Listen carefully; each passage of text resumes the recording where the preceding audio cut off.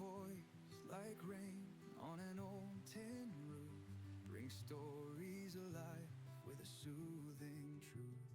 In pages he weaves a world so light, the stars lean close to kiss the night.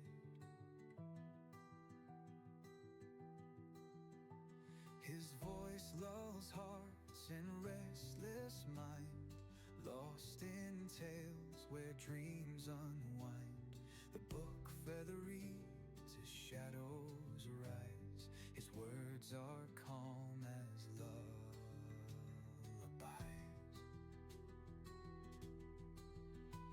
So turn the page and close your eyes, float where the quiet whispers lie. Across the oceans the story's tide, relax and let the world subside.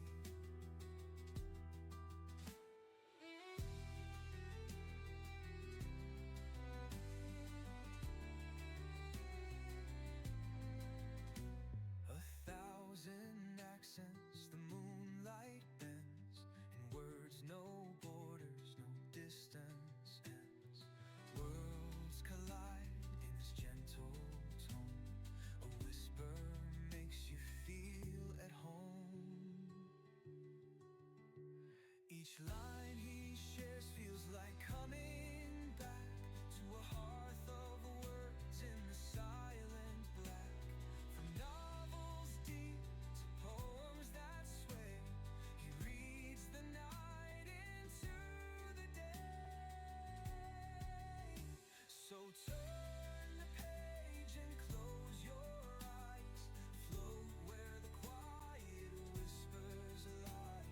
Across the oceans the story's tide, relax and let the world subside.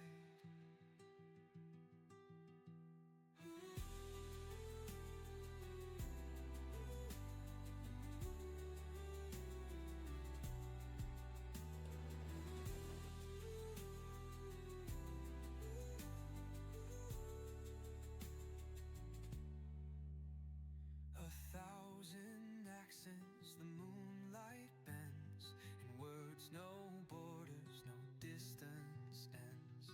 Across the oceans the story's tide, relax and let the world subside.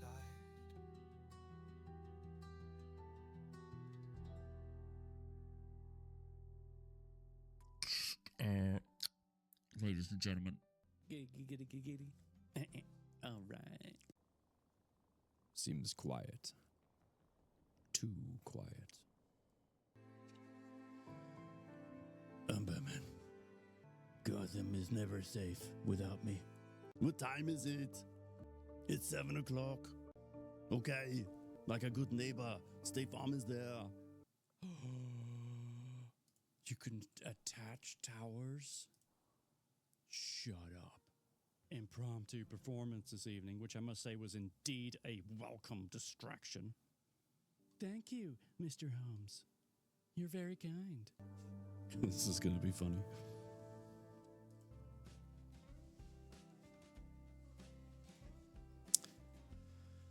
This is going to be a lot of fun. Good evening. It's lovely to see you. I thought I'd try and dress the part a little bit. I had to think to myself, if Sherlock Holmes were here right now and he was rummaging through my wardrobe, what might he wear? So I chose this. He looked very nice. Noise.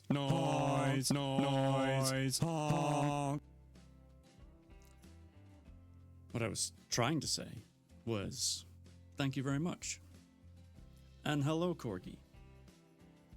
How the heck are you? What might he learn about you? I dare not ask.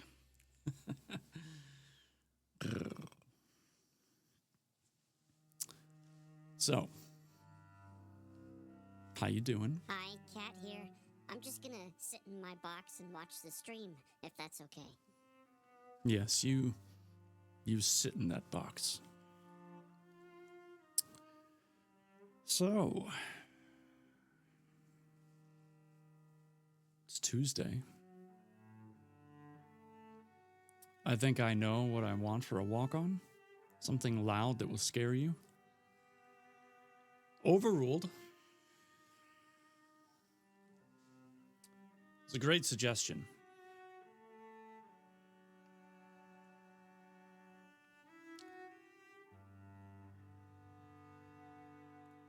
We just keep using honk. I guess it wasn't really overruled that much then, was it?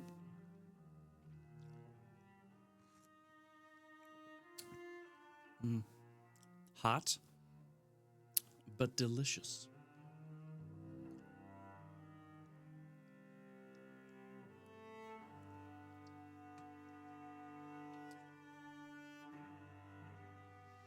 Nothing is ever loud in this stream. I have to max my volumes, then pray I remember to turn it back down before we raid out. Is it really that bad? I mean, let's talk about this for a second. I have my desktop audio, which is the main feed for anything outside of OBS, set to -35 decibels. The music right now is playing at around -50, -47. My mic can top out at around -18, give or take, depending on what I do. There's music of... Hi, Shorty. Oh, Shorty's redeeming first and second. Well, talk about making a statement. You can't hear the music? There's always music.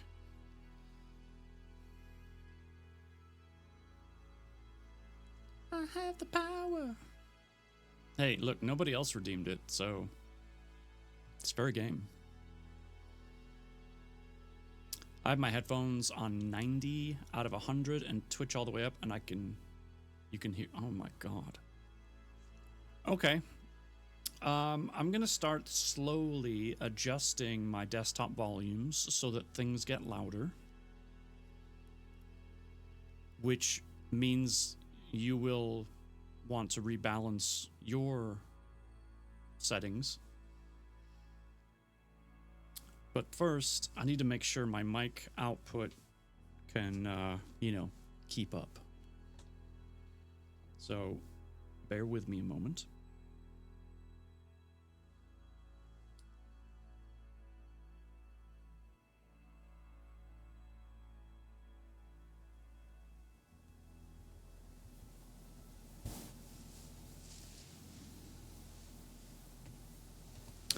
Okay. I just turned up the decibels on my mic. I'm now going to turn up the desktop audio.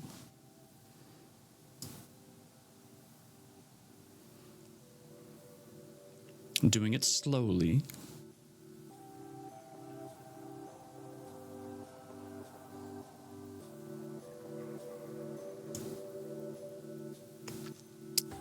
Okay. So now tell me how that's all sounding. I need to know, because y'all have kind of forced me into changing everything. I need to know now if my voice compared to the music is, you're picking up a lot more background. Well, piss and poo. Hold on. That's because I changed my mic stuff.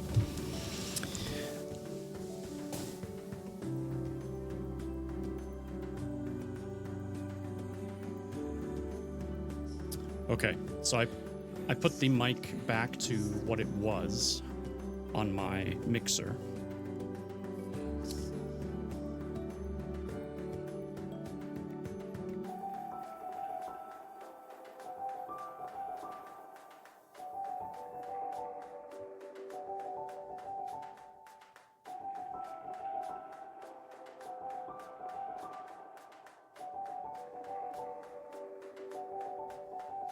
All right.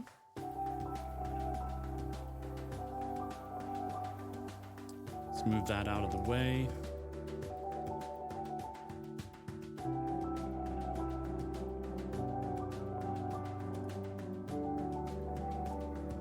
All right, let me know. How's my voice compared to the music? Is there enough distinction? Do I need to turn down the desktop audio? Because I don't want it to be a 50-50. I want it to be more like a 60-40, 70-30 kind of thing where my voice is more present than the music. What's this? What's this? What's this? What's this? What's this? What's this? It's a Gemma, that's what it is.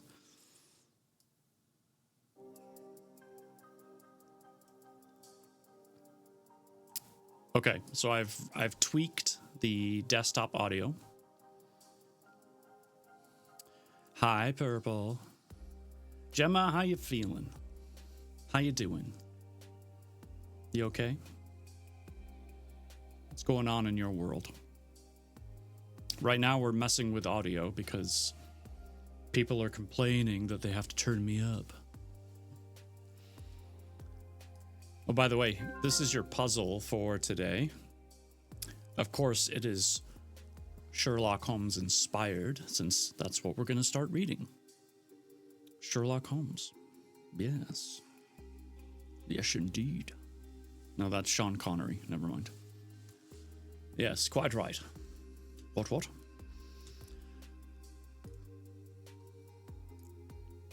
So, how do we feel now? Is it okay?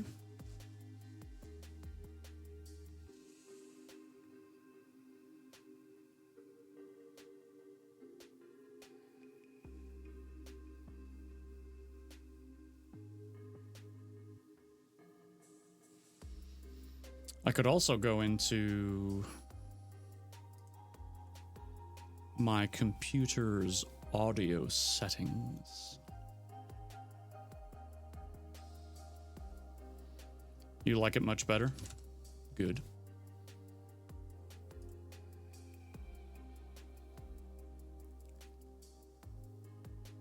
Yeah, because I have my...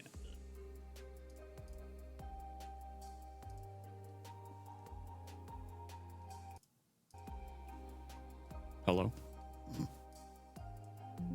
Whoa, that was weird. Anyway, I have my volume from the PC itself, like the internal audio settings, super low. So low. Purple, thank you for gifting a sub to Corgi. Corgi, welcome back to the club. You know what this means? It means I have to add 1 to the counter and... No.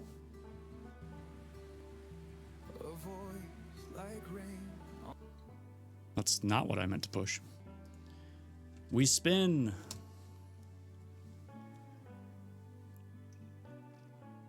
Oh. Guys, whoever lands on that wedge now is going to win $100 because we are in the month of July. Whew. Okay. So what I was saying was my PC volume is set to 10, aka 10%. So if everything feels like I have to crank it, I will go into my overall volume settings, bump that up, and then bring everything else down. Because that'll give me more room, to play with the settings. But if what you're hearing right now is good, then no need. So we'll see how it goes. Stump Mama's Mama, hello, welcome. You almost forgot it was Tuesday. I never forget when it's Tuesday.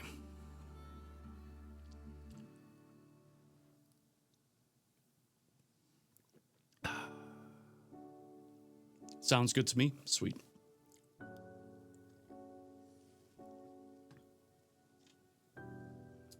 All right, so I had posted in Discord it's Canada Day, so it's off work. Oh yeah, that's right. Happy Canada Day. I posted the poll in Discord, and then I accidentally deleted a few people's submissions because, noob. But I know for a fact that the Hound of Bakervilles and the Valley of Fear was our winning book.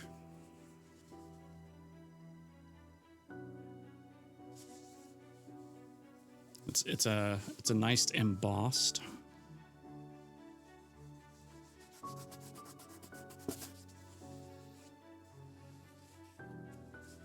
You did nothing for Canada Day? Sometimes that's what you need to do. Nothing. So yes, we'll be diving into the Hound of Bakervilles. And I always want to call it Bakersville.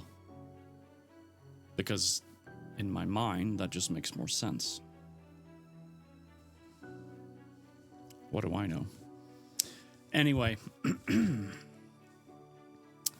without further ado, I think it's time we get into it, yeah? I call it Baskerville. Yeah. Oh, wait, it is Baskerville without the S. It's such a weird name. Bloody English. Which is... Anyway, doesn't matter.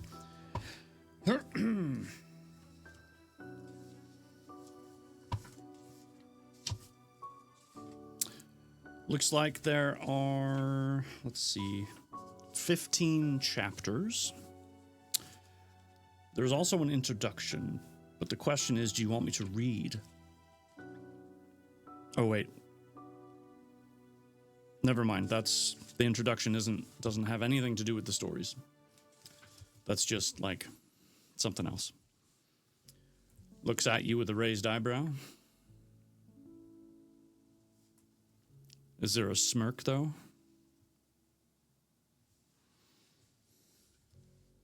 Crazy English surnames. Crazy. Y'all are just crazy. I'm going to change scenes now.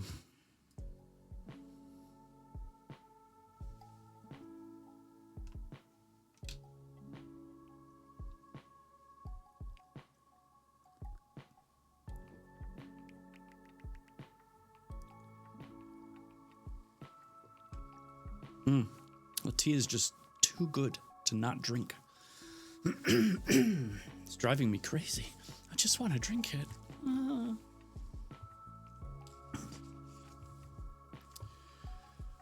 And of course, title of chapter 1 is simply put, Mr. Sherlock Holmes. Very pompous. Now, I will warn you, I have not actually read this book at all, because I usually stay away from the classics, right? That's my thing. I read new books that have just come out by people that are still breathing, have a heartbeat. That being said, every once in so often, just like right now, we have taken a dip into history, like War of the Worlds, for example. That was a great one. Stuff like that. So I fully expect the language to not match or flow in any way, shape, or form like anything I've read in the past, however long, year, maybe longer. So it's very likely that I might sound foolish from time to time. But it is not on purpose, I assure you. Okay. With that being said, enough excuses. I want to say thank you for being here. As always, the fact that you are here means the world to me. You could be anywhere. And for some reason, you chose to come here. Still up for debate as to why, but that's fine. What you do with your world and your life is up to you. I'm now going to read. We'll see how we go. Sit back, relax, and we shall begin. It's that soothing voice. It just really Puts you to sleep, doesn't it? okay.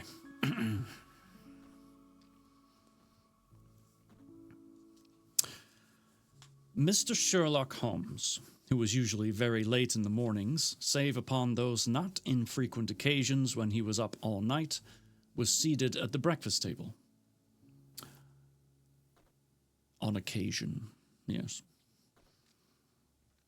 I stood upon the hearth rug and picked up the stick which our visitor had left behind the night before. It was a fine, thick piece of wood, bulbous-headed, of the sort which is known as a Penang lawyer. Just under the head was a broad silver band nearly an inch across. Quote, "To James Mortimer, M.R.C.S., from his friends of the CCH," engraved upon it with the date 1884. It was just such a stick as the old-fashioned family practitioner used to carry. Dignified, solid, and reassuring. "Well, Watson, what do you make of it?" Holmes was sitting with his back to me, and I had given him no sign of my occupation. "How did you know what I was doing? I believe you have eyes in the back of your head." "I have at least a well-polished silver-plated coffee pot in front of me," said he. "But tell me, Watson, what do you make of our visitor's stick? Since we have been so unfortunate as to miss him and have no notion of his errand, this accidental souvenir becomes of importance. Let me hear you reconstruct the man by an examination of it."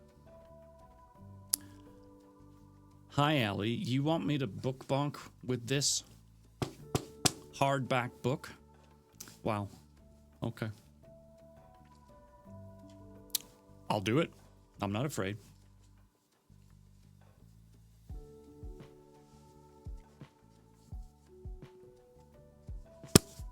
Ow.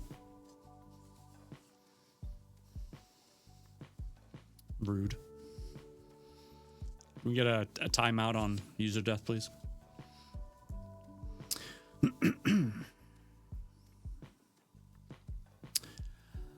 "I think," said I, following as far as I could the methods of my companion, "that Dr. Mortimer is a successful elderly medical man, well esteemed since those who know him give him this mark of their appreciation." "Good. Thank you, Corky. Well done," said Holmes. "Excellent. I think also that the probability is in favor of his being a country practitioner who does a great deal of his visiting on foot." "Why so?" "Because this stick, though originally a very handsome one, has been so knocked about that I can hardly imagine a town practitioner carrying it. The thick iron ferrule is worn down, so it is evident that he has done a great amount of walking with it." "Perfectly sound," said Holmes. "And then again, there is the Friends of the CCH. I should guess that to be the something hunt, the local hunt, to whose members he has possibly given some surgical assistance, and which has made him a small presentation in return. Really? Batman? Okay. This is Sherlock Holmes, you understand?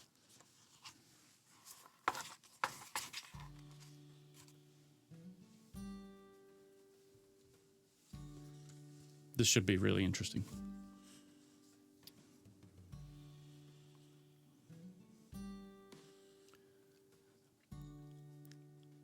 Really, Watson? You excel yourself, said Holmes, pushing back his chair and lighting a cigarette. I'm bound to say that in all the accounts which you have been so good as to give of my own small achievements, you have habitually underrated your own abilities. It may be that you are not yourself luminous, but you are a conductor of light. Some people, without pressing genius, have a remarkable power of stimulating it. I confess, my dear fellow, that I am very much in your debt.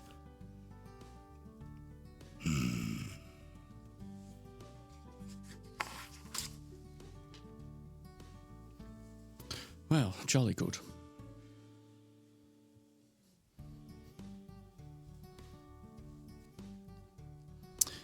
He had never said as much before, and I must admit his words gave me keen pleasure, for I had often been piqued by his indifference to my admiration and to the attempts which I had made to give publicity to his methods.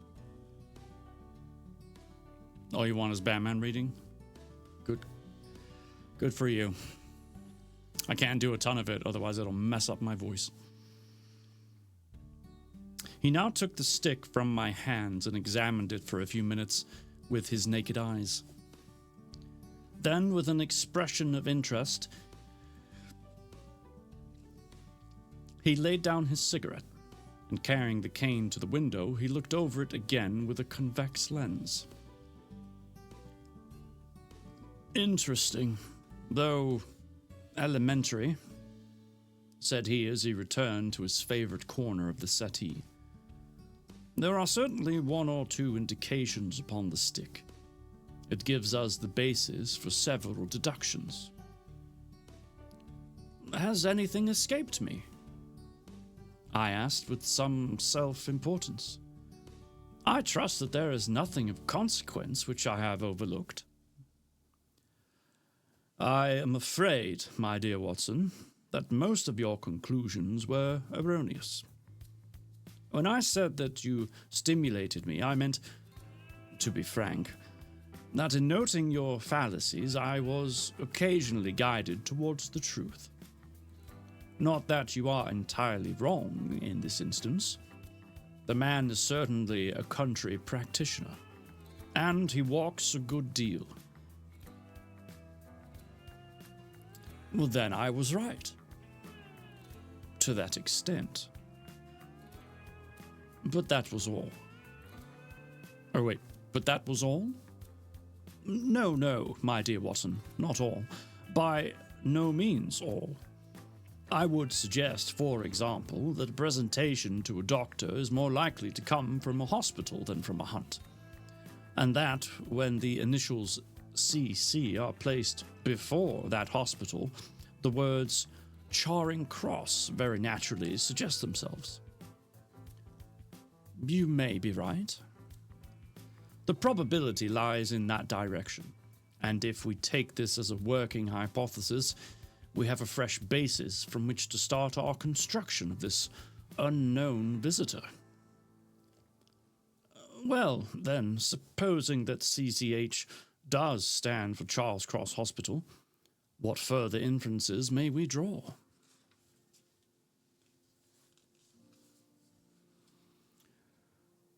Do none suggest themselves? You know my methods. Apply them.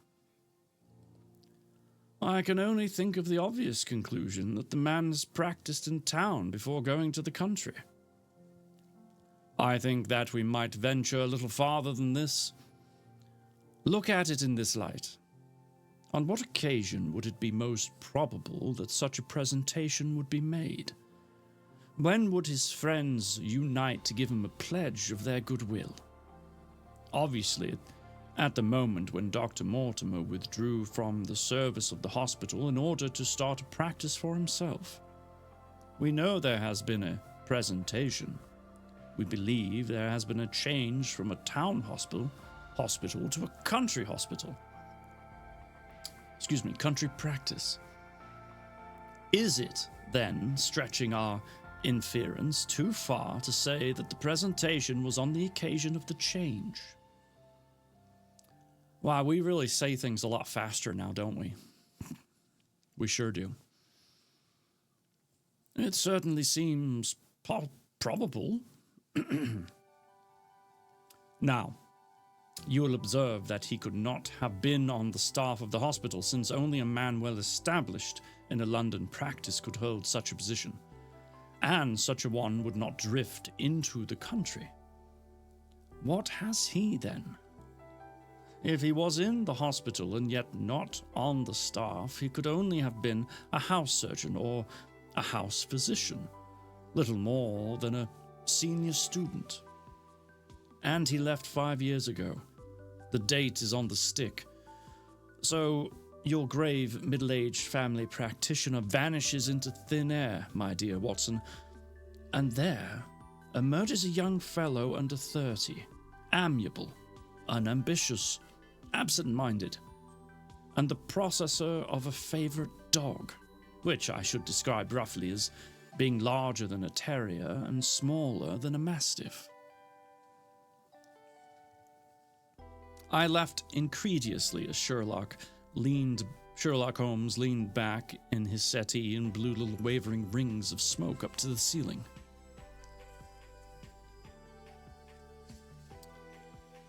As to the latter part, I have no means of checking you, said I, but at least it is not difficult to find out a few particulars about the man's age and professional career.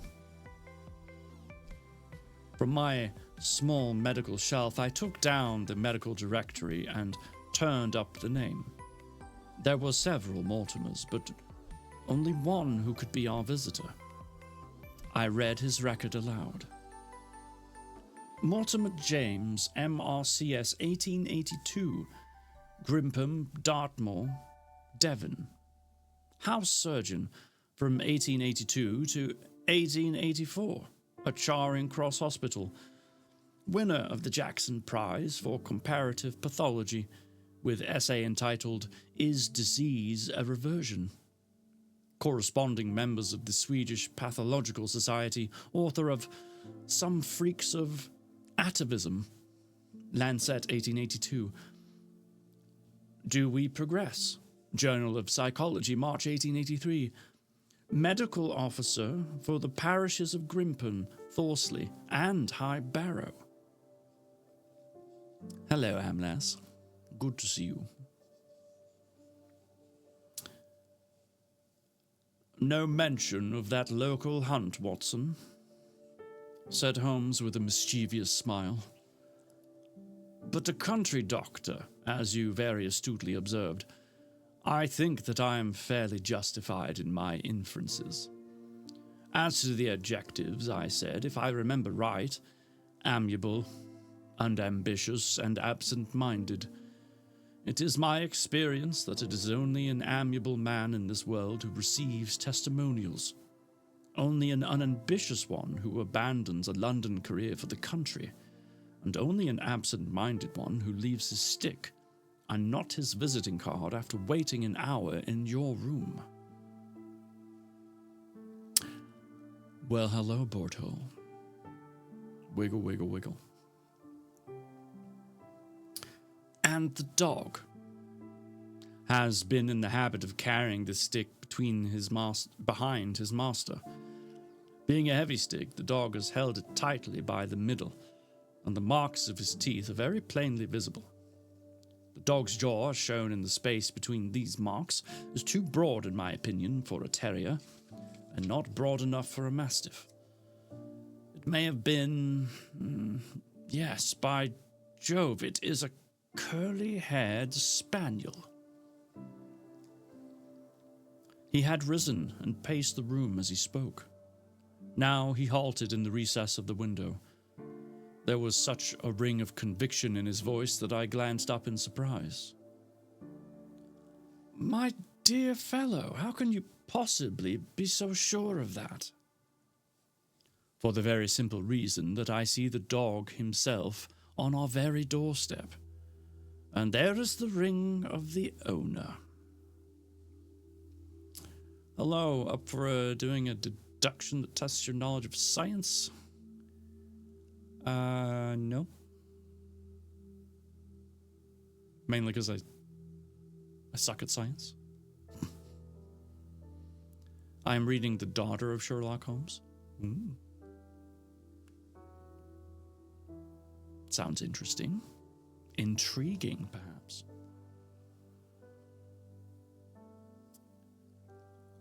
I beg you, Watson. He is a professional brother of yours, and your presence may be of assistance to me. Now is the dramatic moment of fate, Watson, when you hear a step upon the stair which is walking into your life, and you know not whether for good or ill. What does Dr. James Mortimer, the man of science, ask of Sherlock Holmes, the specialist in crime?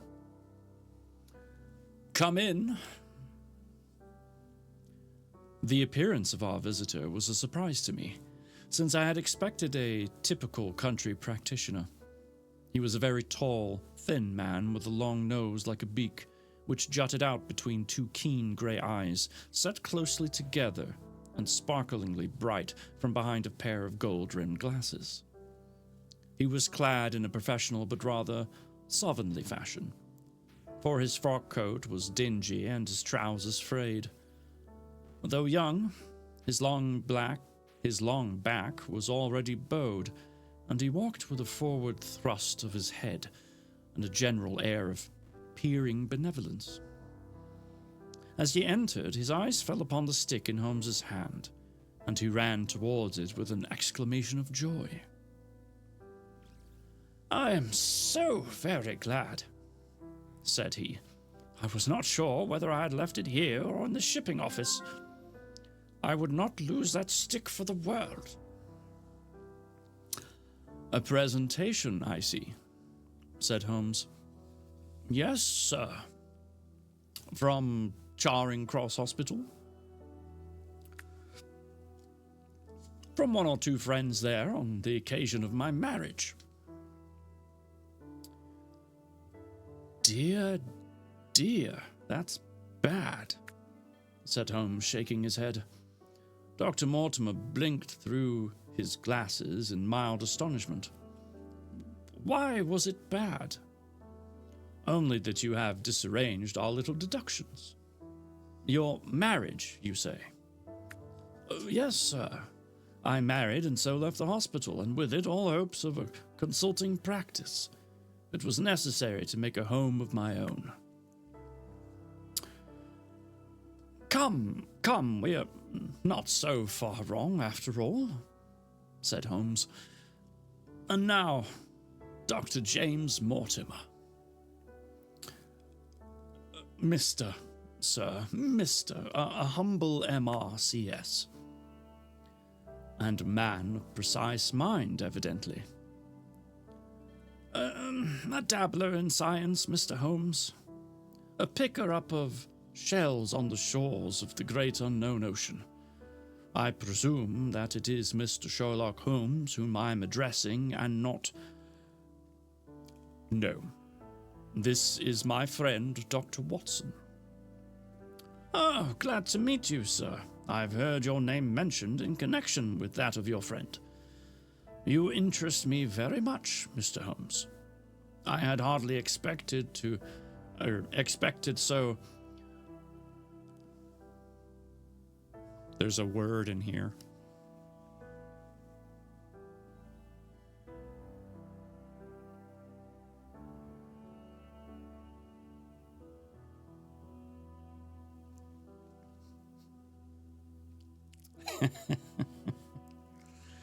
Okay.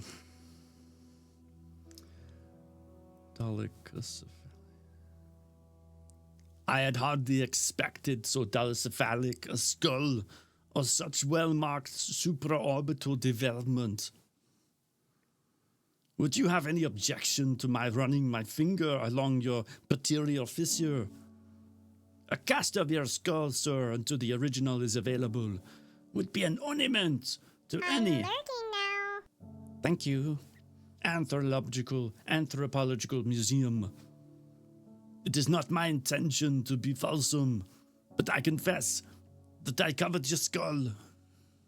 I covered it now.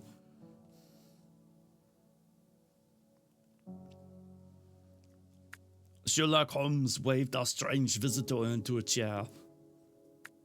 You are an enthusiast in your line of thought, I perceive, sir, as I am mine, said he.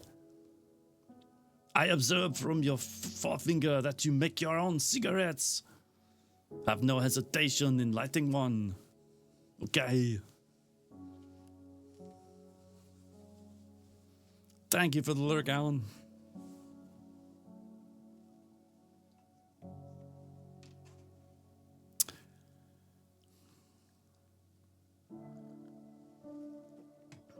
I shake my head, okay? Shaking it back and forth. You are accent shifting mid-Arnold, it's too funny. Yes, well, it's fine.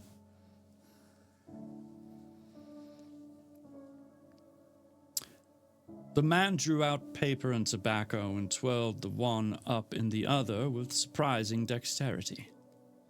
He had long, quivering fingers, as agile and restless as the antenna of an insect. You behave now? Pish posh. Holmes was silent, but his little darting glances showed me the interest which he took in our curious companion. I presume, sir, said he at last, that it was not merely for the purpose of examining my skull that you have done me the honor to call here last night and again today.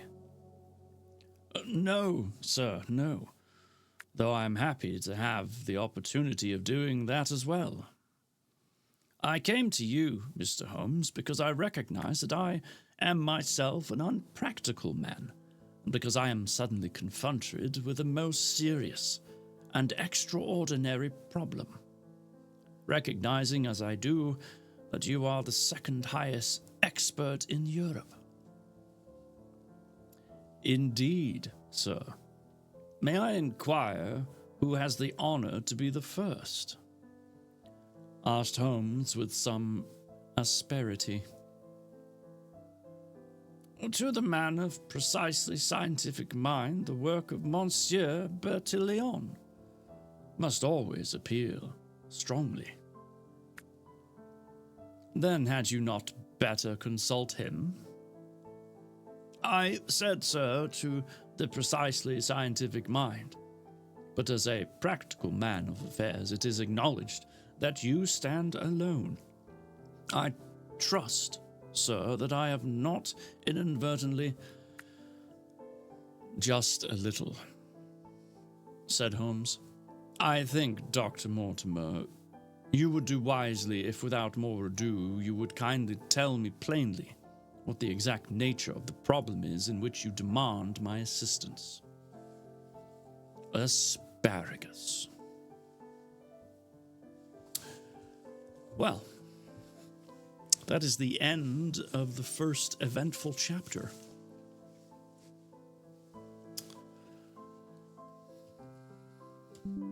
Bookfather does look good, but he's in dinner. Cannibalism is frowned upon. this is true, and I appreciate that. Wonton soup and shrimp fried rice. Lovely. Now, off to the races we shall go. Which race we do, I do not know. Perhaps a community built. How about this one?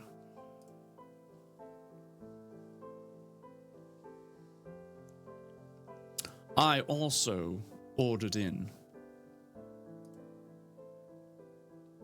90 seconds, folks.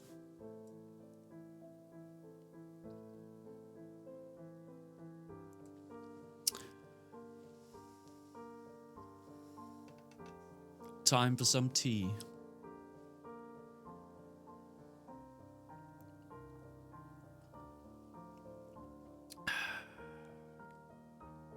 Delightful.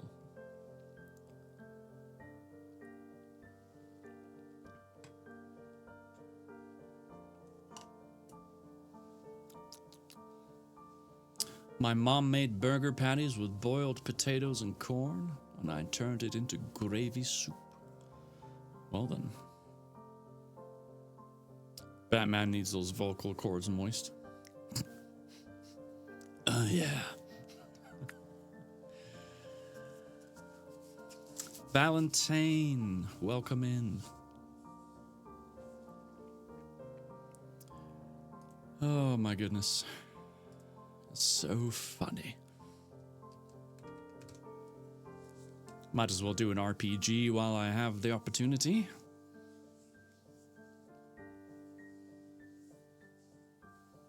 But Batman sounds like he swallowed the dessert. Yes, he does. What do you need as a sound clip specifically? Oh, the desert. Oh, that's different. I never remember what one it was. What one is what? Which is which? What is what? Whom is who? Batman needs his voice moist, and the reply of, oh yeah.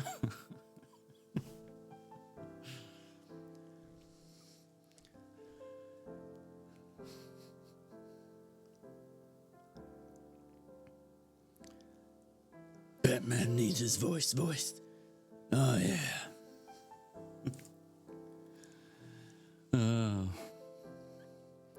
I'm more so mimicking, there's I forget the guy's name, but he does the whole cosplay thing. He's got like YouTube videos, and it's basically like I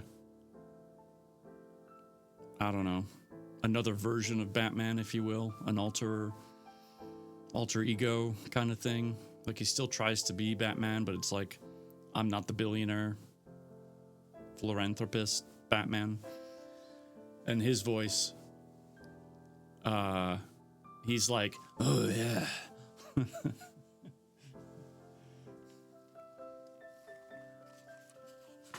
What do you mean?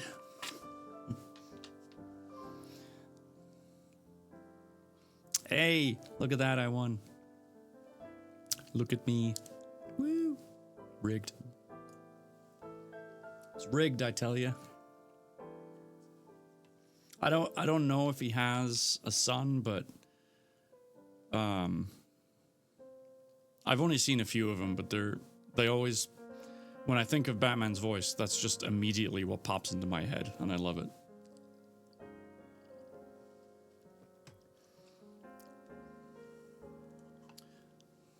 Lego Batman adopted Robin. First try. Does it come in black? Because if it does, I want it, okay? Yeah. I'm just gonna sit over here, brooding about my life, about how alone I am, about my parents being gone.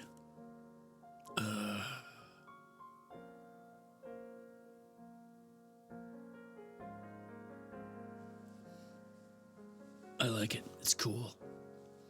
Anyway,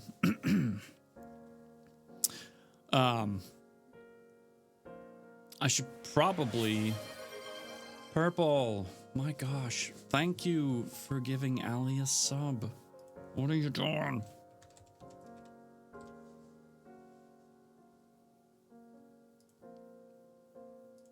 Now I owe 10 workouts.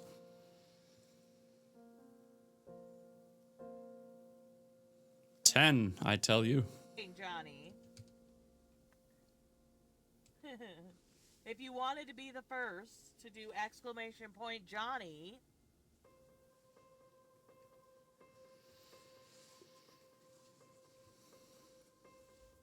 Yeah, to be honest, I should probably remove the Batman Redeem because I have found the more I do it, the more it messes up my throat. So, you know, that's not a good thing. Not really. Renato, good evening. No? Yes. I have to protect my throat.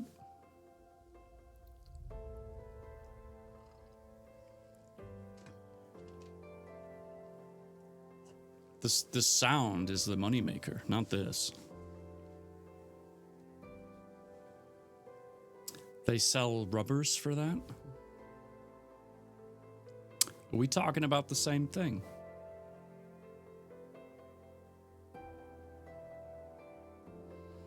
Put it on a 10-hour cooldown? Maybe. And now she's lurking. She's like, fine, I'm done with you. Oh, never mind, she's back. Mad Locust, good evening. All right, we're on chapter 2, folks. Chapter 2 is the curse of the Baskervilles. The curse. Carry on, shall we?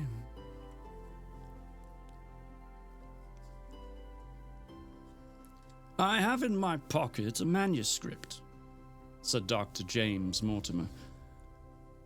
I observed it as you entered the room, said Holmes. It is an old manuscript. Early 18th century, unless it... Wait. Early 18th century, unless it is a forgery. How can you say that, sir? You have presented an inch or two of it to my examination all the time that you have been talking.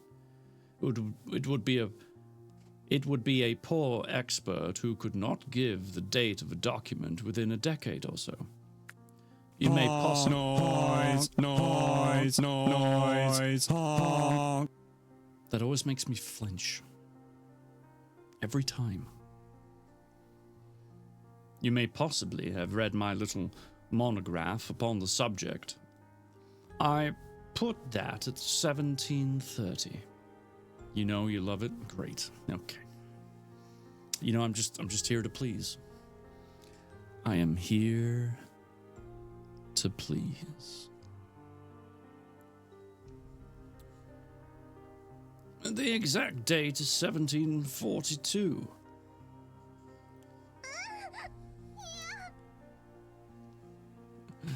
Oh, Allie, that's even funnier coming from you. The little jump in internal pain makes me giggle. Wow. Okay. This is where it starts, Corgi. She's starting to enjoy other people's pain. Look out for that one. Dr. Mortimer drew it from his breast pocket. This family paper was committed to my care by Sir Charles Baskerville, whose sudden and tragic death some 3 months ago created so much excitement in Devonshire. I may say that I was his personal friend, as well as his medical attendant. He was a strong-minded man, sir, shrewd, practical, and unimaginative as I am myself. Yet, he took this document very seriously, and his mind was prepared for just such an end as did eventually overtake him. I guess I got karma. I just spilled soup all down my shirt. No. Purple. I hope you're okay. I hope it didn't burn you. Holmes stretched out his hand for the manuscript and flattened it upon his knee. You will observe, Watson, the alternative use of the long S and the short. It is one of several indications which enabled me to fix the date. I looked over his shoulder at the yellow paper and the faded script. At the head was written Baskerville Hall, and below in large scrawling figures 1742. It appears to be a statement of sort. Yes, it is a statement of a certain legend which runs in the Baskerville family. But I understand that it is something more modern and practical upon which you wish to consult me. It was hot, but I'm okay. All right, well, I'm glad you're okay. Try not to do it again.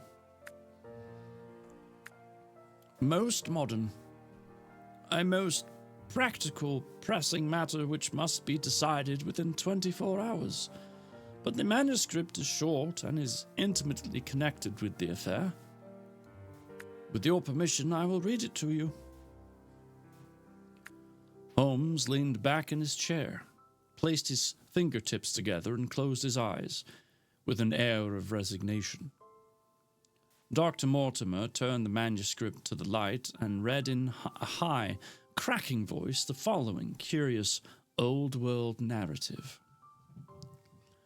Of the origin of the Hound of Baskervilles, there have been many statements, yet I has come in a direct line from Hugo Baskerville, and as I had the story from my father, who also had it from his, I have set it down with all belief that it occurred even as is here set forth. And I would have you believe, my sons, that the same justice which punishes sin may also most graciously forgive it, and that no ban is so heavy, but that by prayer and repentance it may be removed. Learn then from this story not to fear the fruits of the past, but rather to be circumspect in the future, that those foul passions whereby our family has suffered so grievously may not again be loosed to our undoing.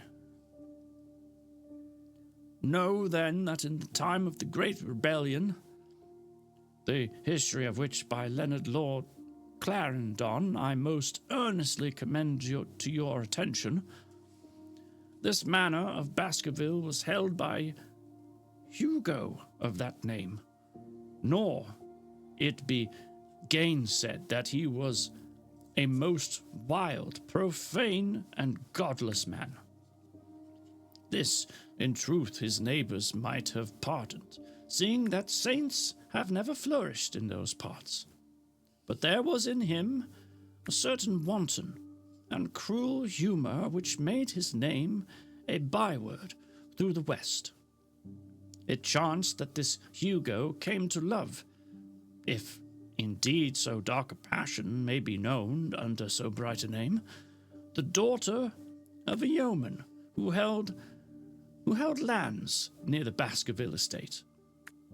But the young maiden, being discreet and of good repute, would never avoid him, for she feared his evil name. So it came to pass that one Michaelmas, this Hugo, with 5 or 6 of his idle and wicked companions, stole down upon the farm and carried off the maiden, her father and brothers being from home, as he well knew. When they had brought her to the hall, the maiden was placed in an upper chamber, while Hugo and his friends sat down to a long carouse, as was their nightly custom. Now, the poor lass upstairs was like to have her wits turned at the singing and shouting and terrible oaths which came up to her from below. For they say that the words used by Hugo Baskerville, when he was in wine, were such as might blast the man who said them. At last, in the stress of her fear, she did that which might have daunted the bravest of most active men. For by the aid of the growth of ivy which covered, and still covers, the south wall, she came down from under the eaves, and so homeward across the moor, there being 3 leagues betwixt the hall and her father's farm. I chanced that some little time later Hugo left his guest to carry food and drink, with other worse things, perchance, to his captive, and so found the cage empty and the bird escaped. Then, as it would seem, he became at one that hath a devil, for rushing down the stairs into the dining hall, he sprang upon the great table, flagons and trenchers flying before him, and he cried aloud before all company that he would that very night render his body and soul to the powers of evil, if he might but overtake the wench. And while the revellers stood aghast at the fury of the man, one more wicked, or it may be more drunken than the rest, cried out that they should put the hounds upon her. Whereat Hugo ran from the house, crying to his grooms that they should saddle his mare and unkennel his pack, and giving the hounds a kerchief of the maid's, he swung them to the line, and sove a full cry in the moonlight over the moor. Now, for some space the revellers stood agape, unable to understand all that had been done in such haste. But anon their bemused wits awoke to the nature of the deed which was like to be done upon the moorlands. Everything was now in an uproar, some calling for their pistols, some for their horses, and some for another flask of wine. But at length some sense came back to their crazed minds, and the whole of them, 13 in number, took horse and started in pursuit. The moon shone clear above them, and they rode swiftly abreast, taking that course which the maid must need have taken if she were to reach her own home. They had gone a mile or 2, when they passed one of the night shepherds upon the moorlands, and they cried to him to know if he had seen the hunt. And the man, as the story goes, was so crazed with fear that he could scarce speak, but at last he said that he had indeed seen the unhappy maiden, with the hounds upon her track.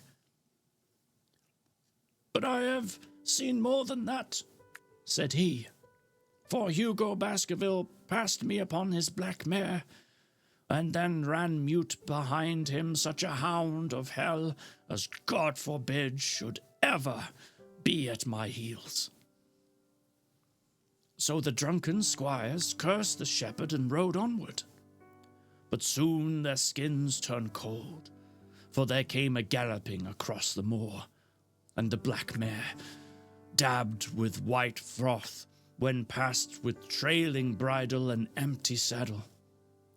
Then the revellers rode close together, for a great fear was on them, but they still followed over the moor, though each had been alone. Would have been right glad to have turned his horse's head. Riding slowly in the fashion they came at last upon the hounds.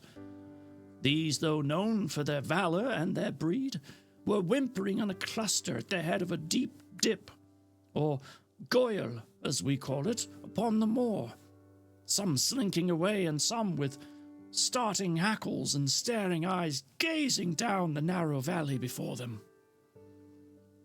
The company had come to a halt. More sober men, as you may guess, when then they started. The most of them would by no means advance, but 3 of them, the boldest, or may be the most drunken, rode forward, down the goyle. Now it opened into a broad space in which stood two of those great stones, still to be seen there, which were set by certain forgotten peoples in the days of old. The moon was shining bright upon the clearing, and there in the center lay the unhappy maid where she had fallen, dead of fear and of fatigue. But it was not the sight of her body, nor yet was it that of the body of Hugo Baskerville laying near her, which raised the hair upon the heads of these three daredevil roisterers. But it was that, standing over Hugo, and plucking at his throat, there stood a foul thing, a great black beast, shaped like a hound, yet larger than any hound that ever mortal eye has rested upon. And even as they looked, the thing tore the throat out of Hugo Baskerville, on which, as it turned its blazing eyes and dripping jaws upon them, the three shrieked with fear and rode for dear life, still screaming across the moor. One, it is said, died that very night of what he had seen, and the other twain were broken men for the rest of their days. Such is the tale, my sons, of the coming of the hound, which is said to have plagued the family so sorely ever since. If I have set it down, it is because that which is clearly known hath less terror than which is but hinted at and guessed. Nor can it be denied that many of the family have been unhappy in their deaths, which have been sudden, bloody, and mysterious.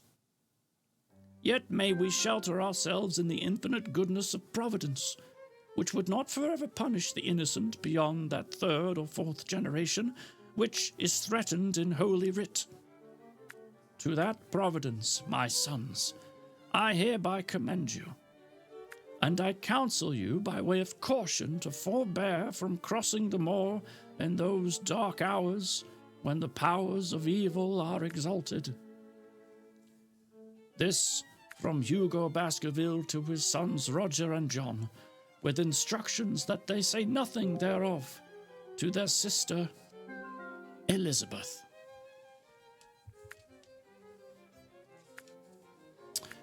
Now, that was a very long document, and the only reason I'm pausing is because there's an ad about to start in less than a minute. So, since the chapter is not over, that is at least a good pausing point. So we can let the ad run, and then we can get back into the book. So, a good little pause.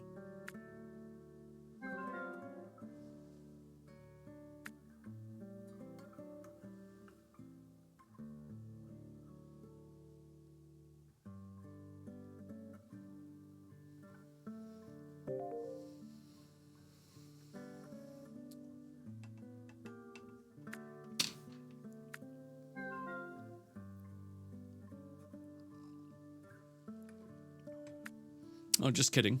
The ad's ending in a few seconds. I thought it was just about to start. I am so wrong. Okay, ad's over. Sorry about that.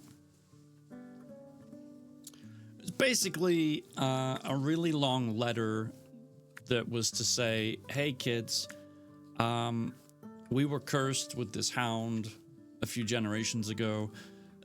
Don't go to the moor at night. It's a bad idea. And good luck. Godspeed. All of that were read by Dr. Mortimer.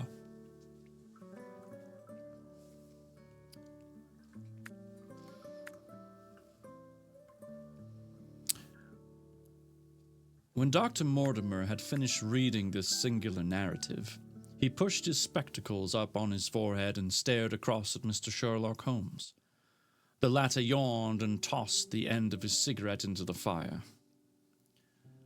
Well, said he, do you not find it interesting? To a collector of fairy tales. Dr. Mortimer drew a folded newspaper out of his pocket. Now, Mr. Holmes, we will give you something a little more recent. This is the Devon County Chronicle of May 14th of this year. It is a short account of the facts elicited at the death of Sir Charles Baskerville, which occurred a few days before that date. My friend leaned a little forward, and his expression became intent. Our visitor readjusted his glasses and began. Oh, good, he's going to read again.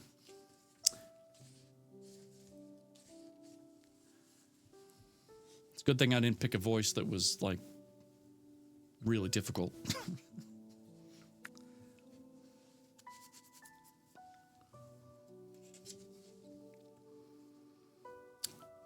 The recent sudden death of Sir Charles Baskerville, whose name has been mentioned as the probable Liberal candidate for Mid-Devon at the next election, has cast a gloom over the country.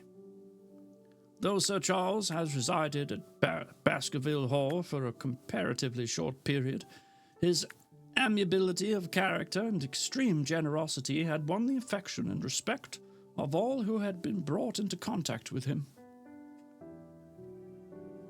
In these days of nouveau riches, it is refreshing to find a case where the scion of an old country family which has fallen upon evil days is able to make his own fortune and to bring it back with him to restore the fallen grandeur of his line.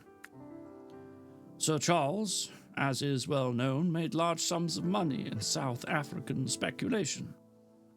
More wise than those who go on until the wheel turns against them, he realized his gains and returned to England with them. It is only 2 years since he took up his residence at Baskerville Hall, and it is common talk how large were those schemes of reconstruction and improvement which have been interrupted by his death. Being himself childless, it was his openly expressed desire that the whole countryside should, within his own lifetime, profit by his good fortune. And many will have personal reasons for bewailing his untimely end. His generous donations to local and country charities have been frequently chronicled in these columns. The circumstances connected with the death of Sir Charles cannot be said to have been entirely cleared up by the inquest, but at least enough has been done to dispose of those rumors to which local superstition has given rise. There is no reason whatever to suspect foul play, or to imagine that death could be from any but natural causes. Sir Charles was a widower, and a man who may be said to have been in some ways of an eccentric habit of mind. In spite of his considerable wealth, he was simple in his personal tastes, and his indoor servants at Baskerville Hall consisted of a married couple named Barrymore, the husband acting as butler, and the wife as housekeeper. Their evidence, corroborated by that of several friends, tends to show that Sir Charles's health has for some time been impaired, and points especially for some affection of the heart, manifesting itself in changes of color, breathlessness, and acute attacks of nervous depression. Dr. James Mortimer, the friend and medical attendant of the deceased, has given evidence to the same effect. Oh, there's a dungeon. I want to go in the dungeon. I've never joined my own dungeon. I don't think. Nope, not really. What am I, level 4? The facts of the case are simple. Sir Charles Baskerville was in the habit of every night before going to bed of walking down the famous yew alley of Baskerville Hall. The evidence of the Barrymores shows that this had been his custom. On the 4th of May, Sir Charles had declared his intention of starting next day for London, and had ordered Barrymore to prepare his luggage. That night, he went out as usual for his nocturnal walk, in the course of which he was in the habit of smoking a cigar. He never returned. At 12 o'clock, Barrymore, finding the hall door still open, became alarmed and, lighting a lantern, went in search of his master. The day had been wet, and Sir Charles' footmarks were easily traced down the alley. Halfway down this walk there is a gate which leads out to the moor. There were indications that Sir Charles had stood for some little time here. He then proceeded down the alley, and it was at the far end of it that his body was discovered. One fact which has not been explained is the statement of Barrymore that his master's footprints altered their character from the time that he passed the moor gate, and that he appeared from thence onward to have been walking upon his toes. One Murphy, a gypsy horse dealer, was on the moor at no great distance at the time, but he appears by his own confession to have been the worse for drink. He declares that he heard cries, but is unable to state from what direction they came. No signs of violence were to be discovered upon Sir Charles's person, and though the doctor's evidence pointed to an almost incredible facial distortion, so great that Dr. Mortimer refused at first to believe that it was indeed his friend and patient who lay before him, it was explained that that is a symptom which is not unusual in cases of dyspnoea, whatever that is, and the death from cardiac exhaustion. This explanation was borne out by the post-mortem examination, which showed long-standing organic disease, and the coroner's jury returned a verdict in accordance with the medical evidence. It is well that this is too, for it is obviously of the utmost importance that Sir Charles' heir should settle at the Hall and continue the good work which has been so sadly interrupted. Had the prosaic finding of the coroner not finally put an end to the romantic stories which have been whispered in connection with the affair, it might have been difficult to find a tenant for Baskerville Hall. It is understood that the next of kin is Mr. Henry Baskerville, if he still be alive, the son of Sir Charles Baskerville's younger brother. The young man, when he last heard of, was in America, and inquiries are being instituted with a view to informing him of his good fortune. Good fortune?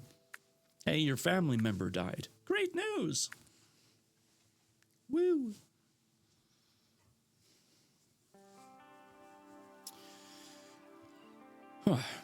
Why does this guy have to read everything? Let Sherlock or Watson read it. Good grief. I'm going to need more tea reading this book.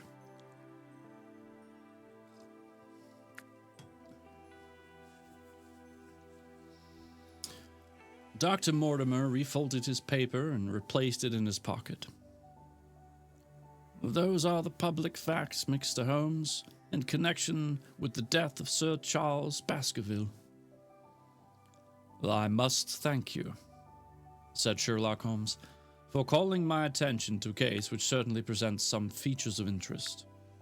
I had observed some newspaper comment at the time, but I was exceedingly preoccupied by that little affair of the Vatican cameos, and in my anxiety to oblige the Pope, I lost touch with several interesting English cases. This article, you say, contains all the public facts? It does.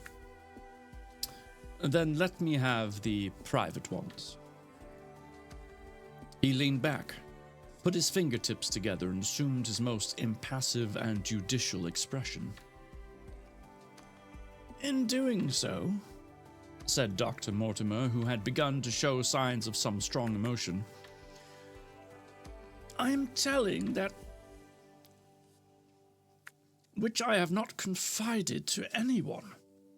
My motive for withholding it from the coroner's inquiry is that a man of science shrinks from placing himself in the public position of seeing to endorse a popular superstition. I had the further motive that the Baskerville Hall, as the paper says, would certainly remain unattended if anything were done to increase its already rather grim reputation. For both these reasons, I thought that I was justified in telling rather less than I knew, since no practical good could result from it. But with you there is no reason why I should not be perfectly frank. The moor is very sparsely inhabited, and those who live near each other are thrown very much together. For this reason, I saw a good deal of Sir Charles Baskerville. With the exception of Mr. Franklin of Laughter Hall and Mr. Stapleton, the naturalist, there are no other men of education within many miles. Sir Charles was a retiring man, but the chance of his illness brought us together, and a community of interest in science kept us so. He had brought back much scientific information from South Africa, and many a charming evening we have spent together discussing comparative anatomy of the Bushman and the Hottentot. Hottentot.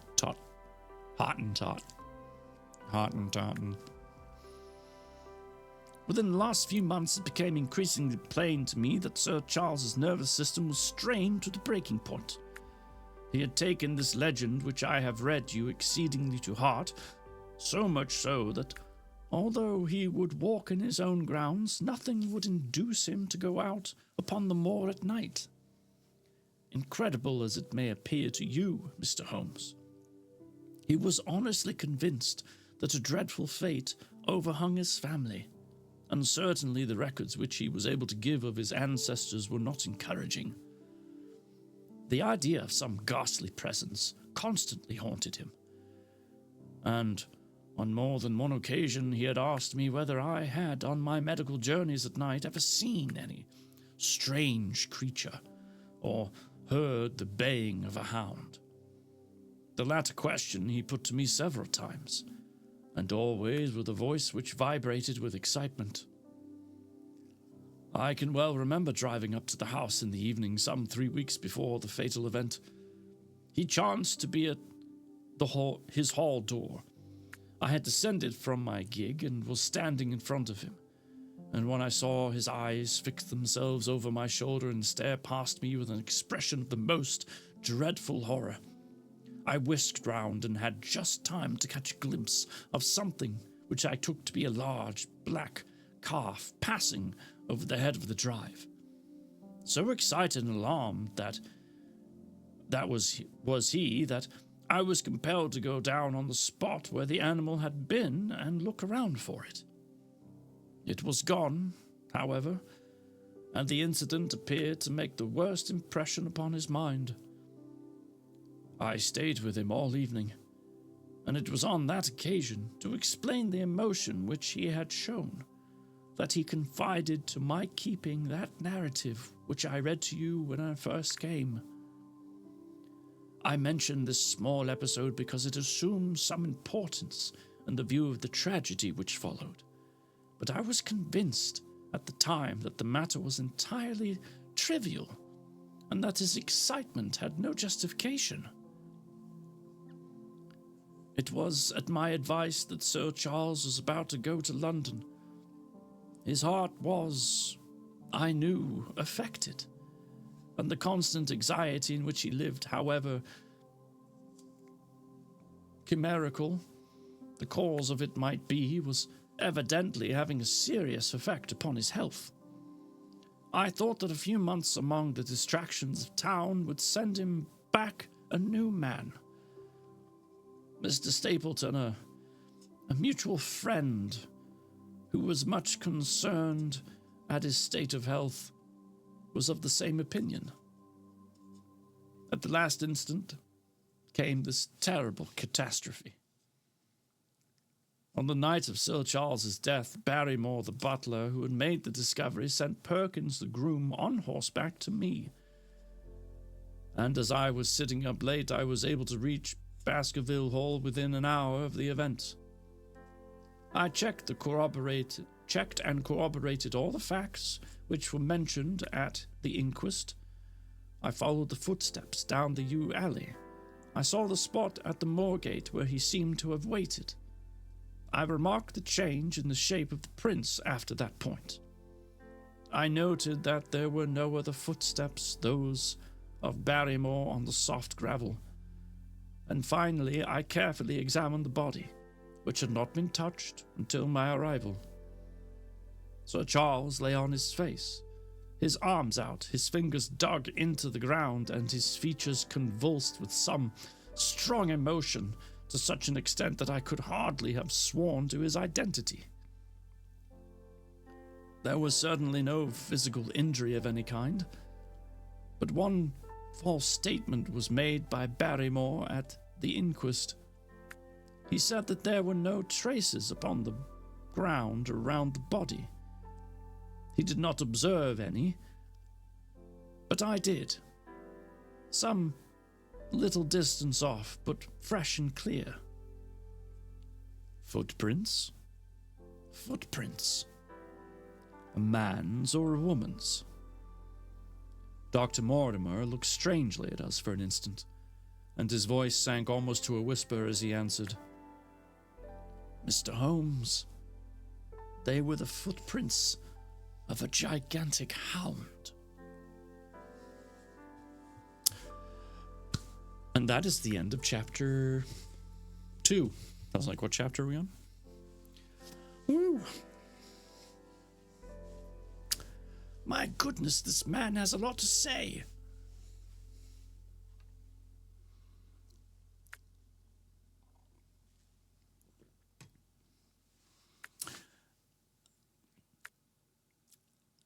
I always, and maybe you do this too, but anytime I think about how we speak and write today, comparing that to, well, when this was written originally, I wonder what each generation would think of the other. Obviously, it's easy for us to look back and go, oh my goodness, it's so different, blah, blah, blah. But I really wish I could ask anybody that was alive back then if they were to read something that was written today and just see if it made sense to them. Not that it's not English, but it's definitely, it flows so much different. We're lazy, we shorten everything, so much slang. True, we do shorten a lot of things, but I also feel like we get to the point. Like, in these narratives of the first 2 chapters, there is no fluff, if you can think of it that way. It's just written in such a way that it just makes sense in that period. Whereas now, if you look at a book by, well, any of the greats, so to speak, there's so much fluff because I feel like we get to the point so quickly. I also think that back then they had time to talk about things more elaborately. I don't feel like their hustle and bustle was, quite as evident because they couldn't.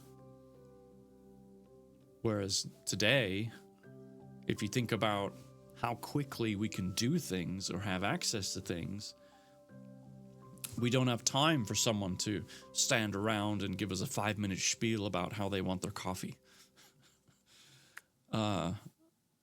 Just, can you imagine going to a coffee shop and the person behind the counter is like, "What can I get for you?"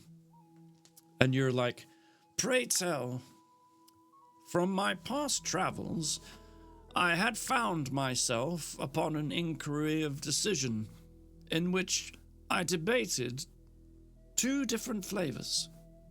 The first of which I encountered many, many months ago upon when I first came into your establishment. The second of which I had only tried a few months later. Now, at this time, I had not decided if I should switch from my typical usual from when I first encountered you, and therefore brings me to a conundrum as now, it's like, that's just not a thing. Everyone would be like, "Sir, would you like a venti?" Which is supposed to mean large, but it's actually not really. I start talking funny for like 6 months after I've been reading classic English lit. Dickens is the worst. Yeah, it's like,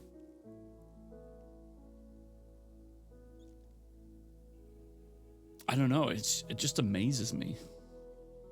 Like, what a different time. And so, of course, now to read this and like, you could take this whole book and probably cut out 100 pages. You'd be like, yeah, he means this. It just blows my mind. It's fascinating. It really is.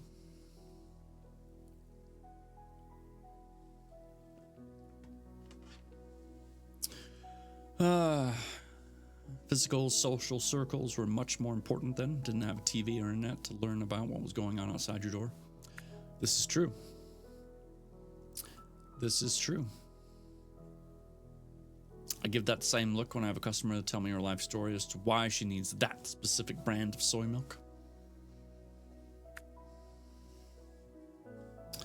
Yes. Plus, manners of speaking determined your social rank. Also, those that didn't quite sentence things well were frowned upon as seen as lower class.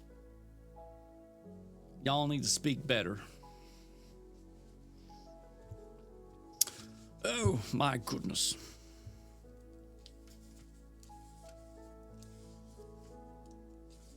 So here's our other problem.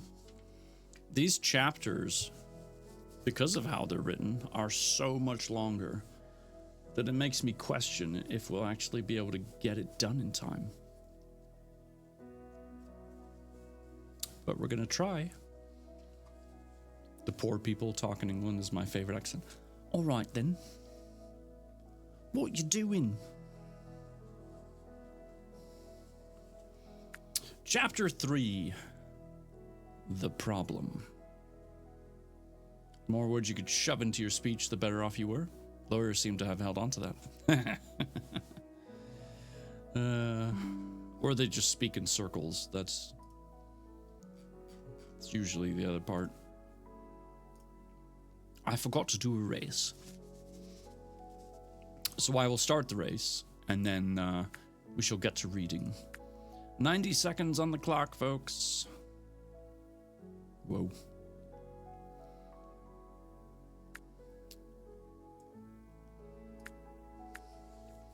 Chapter 3, The Problem. Many, many words to say one thing over and over. Yes, exactly.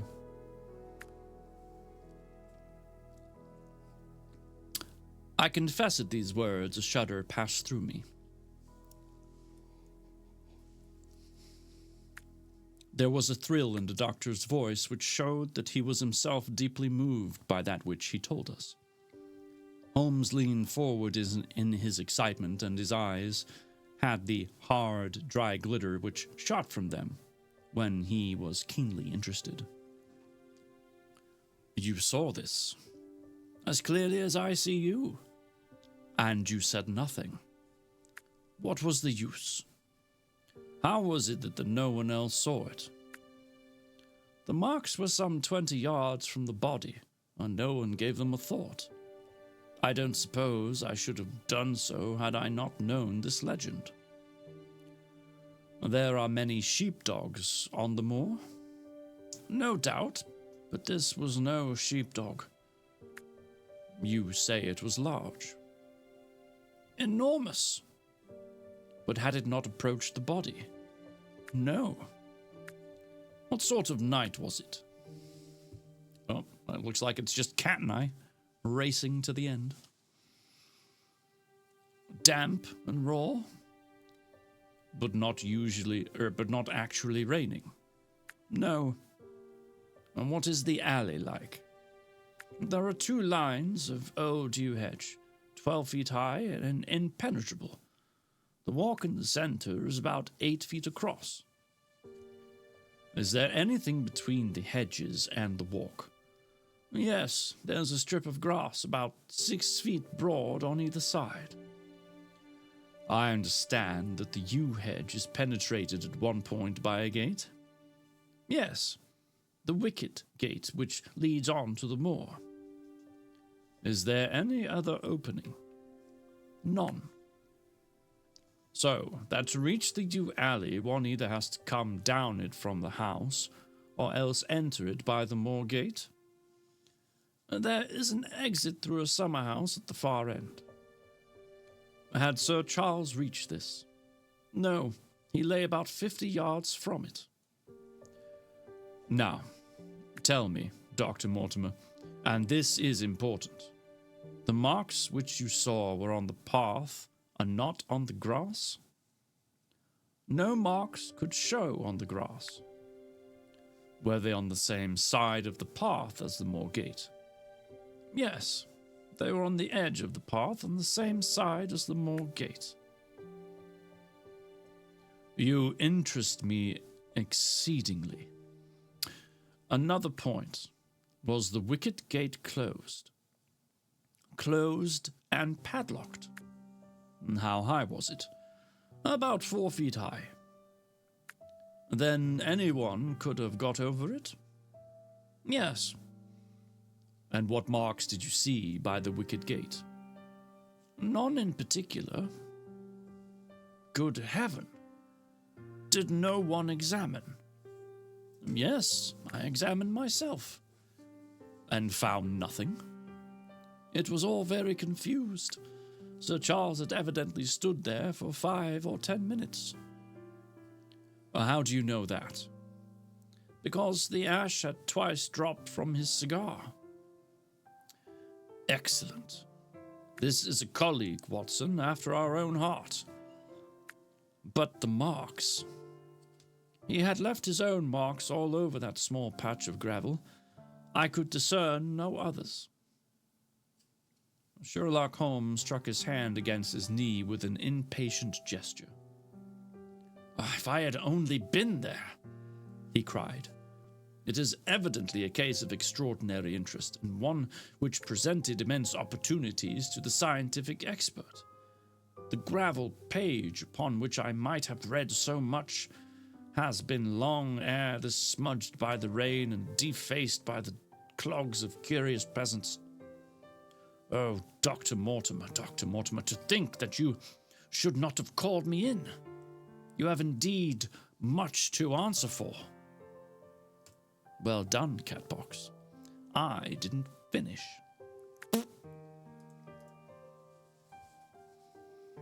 I could not call you in, Mr. Holmes, without disclosing these facts to the world. And I have already given my reasons for not wishing to do so. Besides, why do you hesitate?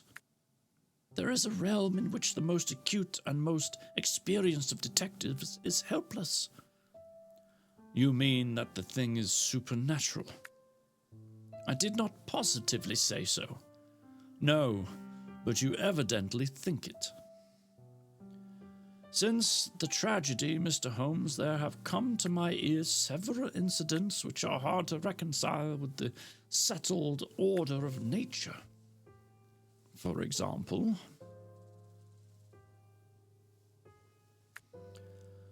I find that before the terrible event occurred, several people had seen a creature upon the moor which corresponds with the Baskerville demon, and which could not possibly be any animal known to science.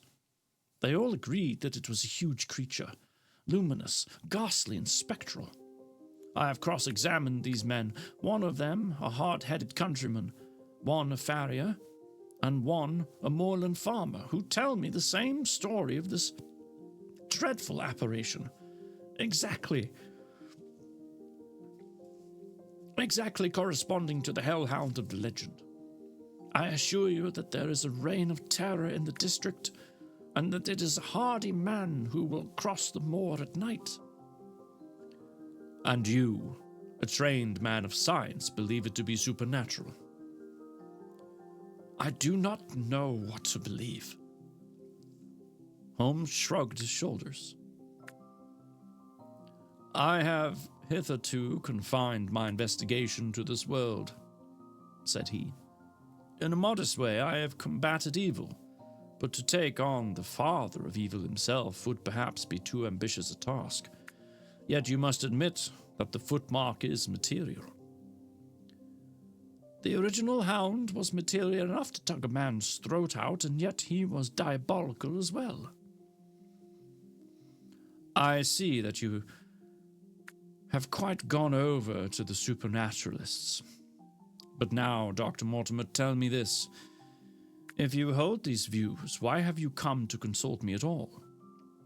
You tell me in the same breath that it is useless to investigate Sir Charles's death, and that you desire me to do it.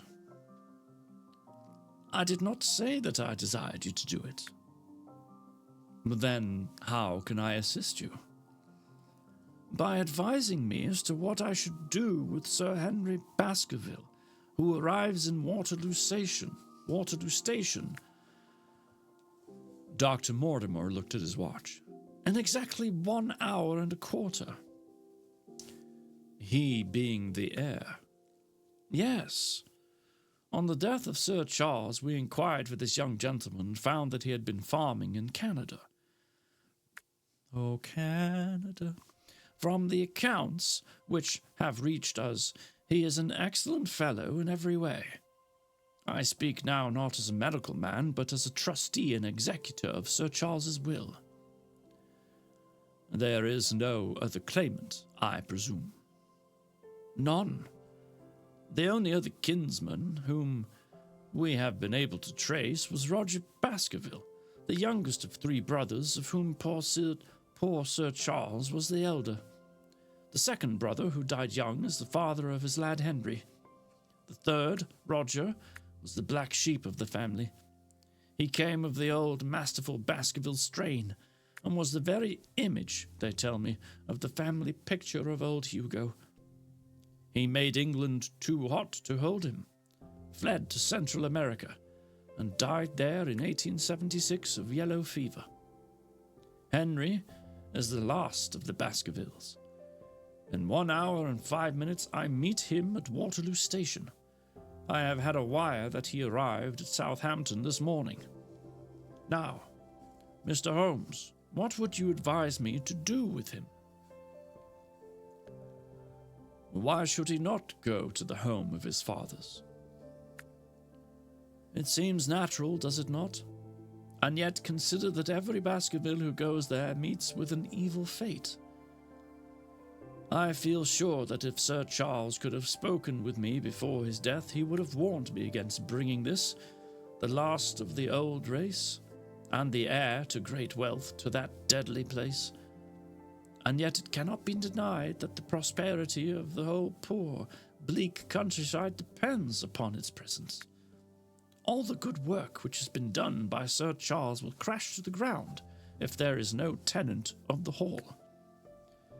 I fear lest I should be swayed too much by my own obvious interest in the matter, and that is why I bring the case before you, and ask for your advice."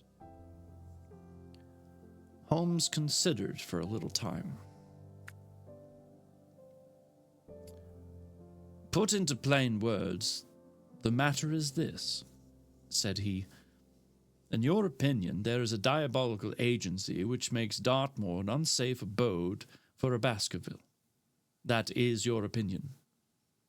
At least, I might go the length of saying that there is some evidence that this may be so." "Exactly. But surely, if your supernatural theory be correct, it could work the young man evil in London as easily as in Devonshire. A devil with merely local powers, like a parish vestry, would be too inconceivable a thing." "You put the matter more flippantly, Mr. Holmes, than you would probably do if you were brought into personal contact with these things. Your advice, then, as I understand it, is that the young man will be safe in Devonshire, as in London. He comes in 50 minutes. What would you recommend?" "I recommend, sir, that you take a cab, call off your spaniel who is scratching at my front door, and proceed to Waterloo to meet Sir Henry Baskerville." "And then?" "And then you will say nothing to him at all until I have made up my mind about the matter." "Well, how long will it take you to make up your mind?" 24 hours. At 10 o'clock tomorrow, Dr. Mortimer, I will be much obliged to you if you will call upon me here, and it will be of help to me in my plans for the future if you will bring Sir Henry Baskerville with you." "I will do so, Mr. Holmes."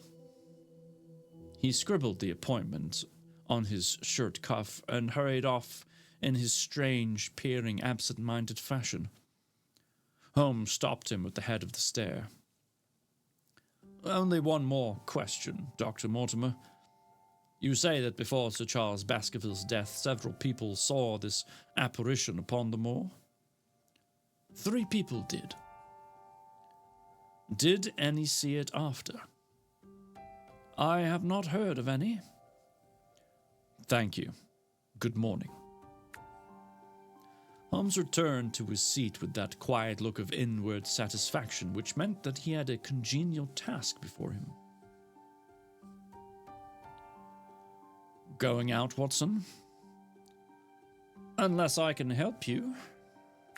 "No, my dear fellow. It is at the hour of action that I turn to you for aid. But this is splendid, really unique for some points of view.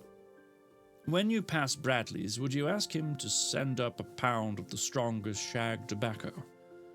"Thank you. It would be as well if you could make it convenient not to return before evening. Then I should be very glad to compare impressions as to this most interesting problem which has been submitted to us this morning." I knew that seclusion and solitude were very necessary for my friend in those hours of intense mental concentration, during which he weighed every particle of evidence, constructed ulterior theories, balanced one against the other, and made up his mind as to which points were essential and which immaterial. I therefore spent the day at my club and did not return to Baker Street until evening. It was nearly 9 o'clock when I found myself in the sitting room once more. My first impression as I opened the door was that a fire had broken out, for the room was so filled with smoke that the light of the lamp upon the table was blurred by it. As I entered, however, my fears were set at rest, for it was the acrid fumes of strong, coarse tobacco which took me by the throat and set me coughing. Through the haze, I had a vague vision of Holmes in his dressing gown, coiled up in an armchair with his black clay pipe between his lips. Several rolls of paper lay around him. "Caught cold, Watson?" said he. "No, it's the poisonous atmosphere." "I suppose it is pretty thick, now that you mention it." "Thick? It's intolerable." "Open the window, then. You have been at your club all day, I perceive." My dear Holmes, am I right? Certainly, but how? He laughed at my bewildered expression. There is a delightful freshness about you, Watson, which makes it a pleasure to exercise any small powers which I possess at your expense. A gentleman goes forth on a showery and miry day. He returns immaculate in the evening with the gloss still on his hat and his boots. He has been a fixture, therefore, all day.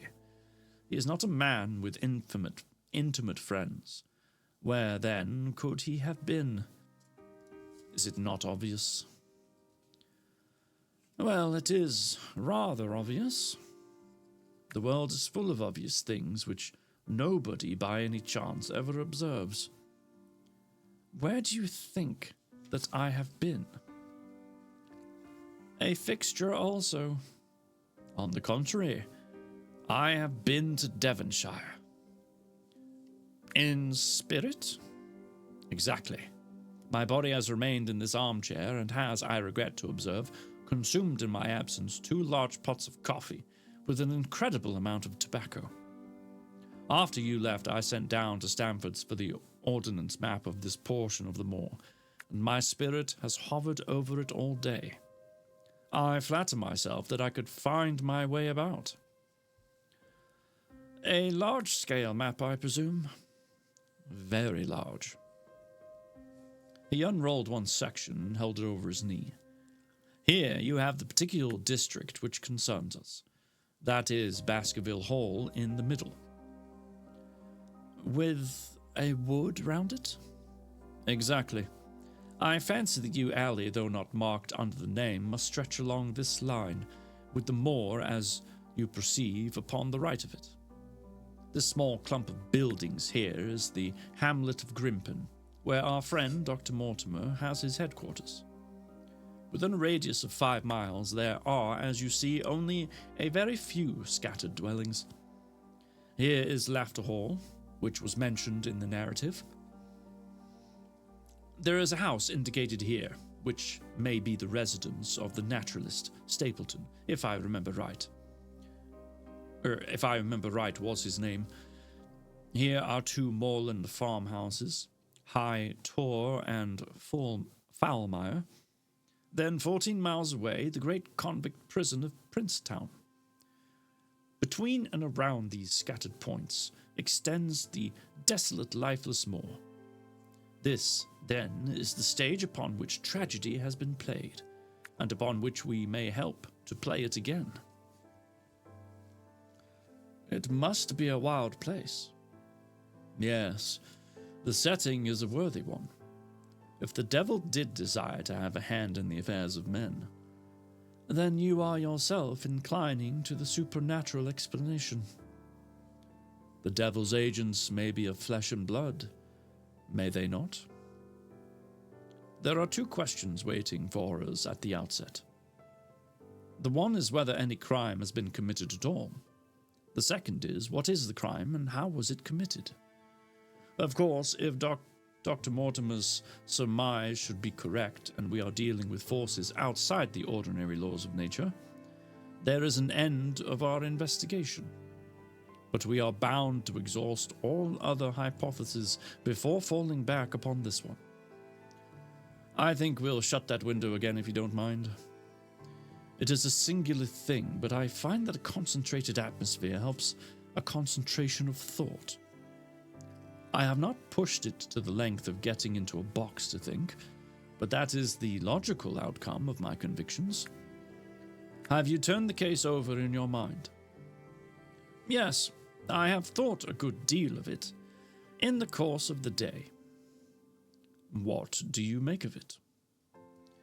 It is very bewildering. It has certainly a character of its own. There are points of distinction about it. That change in the footprints, for example. What do you make of that? Mortimer said that the man had walked on tiptoe down the portion of the alley. He only repeated what some fool had said at the inquest. Why should a man walk on tiptoe down the alley? What then? He was running, Watson. running desperately, running for his life, running until he burst his heart and fell dead upon his face. Well, running from what? There lies our problem. There are indications that the man was crazed with fear before he ever began to run. Now, how can you say that? I am presuming that the cause of his fears came to him across the moor. If that was so, and it seems most probable, only a man who had lost his wits would have run from the house instead of towards it. If the gypsy's evidence may be taken as true, he ran with cries for help in the direction where help was least likely to be. Then again, whom was he waiting for that night, and why was he waiting for him in the yew alley rather than in his own house? You think he was waiting for someone? The man was elderly and infirm. We could understand his taking an even stroll, but the ground was damp and the night inclement. It was natural that he should stand for 5 or 10 minutes, as Dr. Mortimer, with more practical sense than I should have given him credit for, deduced from the cigar ash. But he went out every evening. I think it unlikely that he waited at the moor gate every evening. On the contrary, the evidence is that he avoided the moor. That night he waited there. It was the night before he made his departure for London. The thing takes shape, Watson. It becomes coherent. Might I ask you to hand me my violin, and we will postpone all further thought upon this business until we have had the advantage of meeting Dr. Mortimer and Sir Henry Baskerville in the morning. And that is the conclusion of Chapter 3.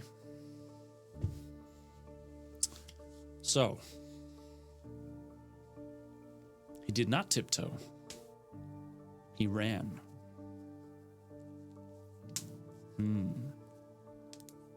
What did he run from? Oh, you want to do a race. All right, good reading. Thank you.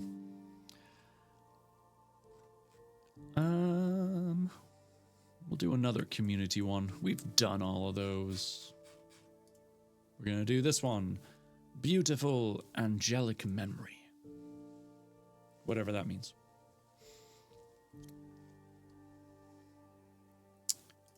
All right. 90 seconds. You know what to do. Get in the game before someone else do.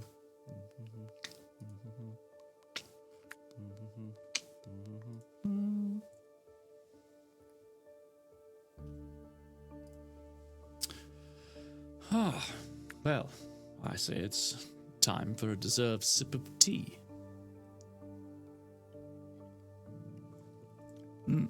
Delightful. Absolutely pleasant.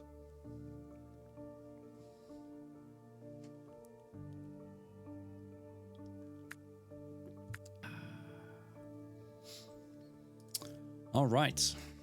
So, are we enjoying the Sherlock Holmes story so far? The Hound of Baskerville. It looks like in the morning we're going to hear from Dr. Mortimer again. Ooh,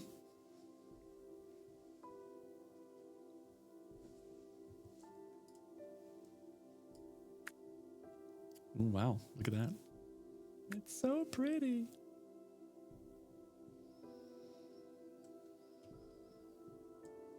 All right, who are we going to follow? 3, 2, 1.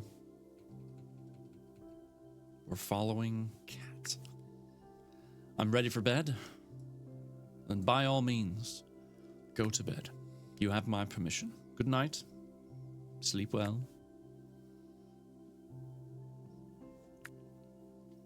May all your dreams be swell.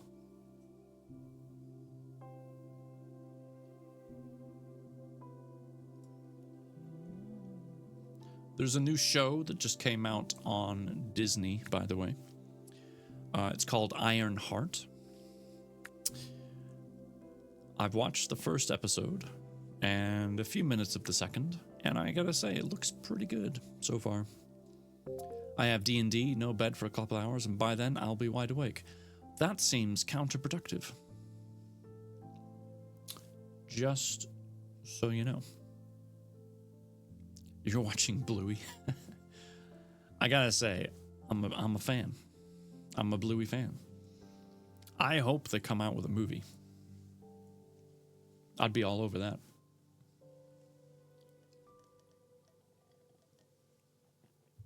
Ah, biscuits.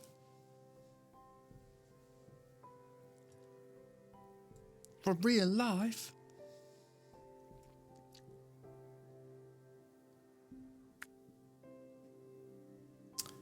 All right.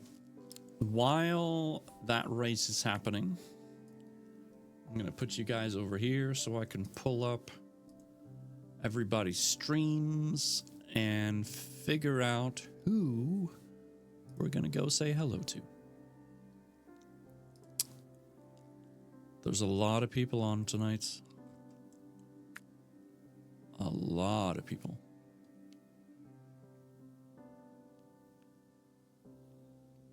But you know what? I think we're going to raid our friend Johnny. We don't get to say hi to him too often in a raid.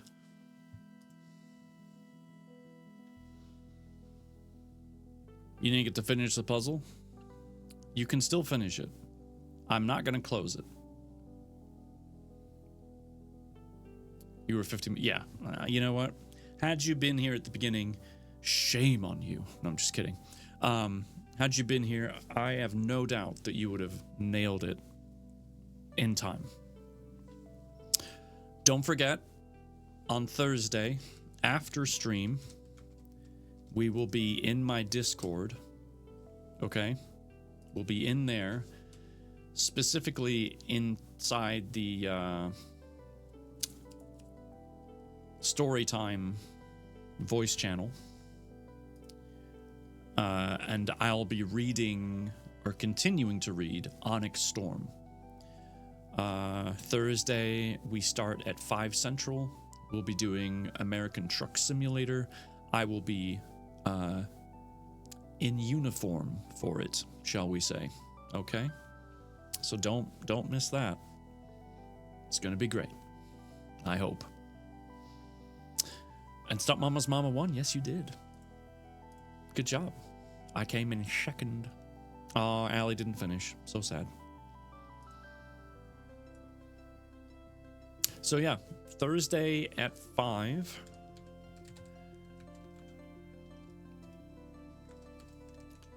Let me just make sure I'm typing Johnny's name in correctly here, because I've messed up before.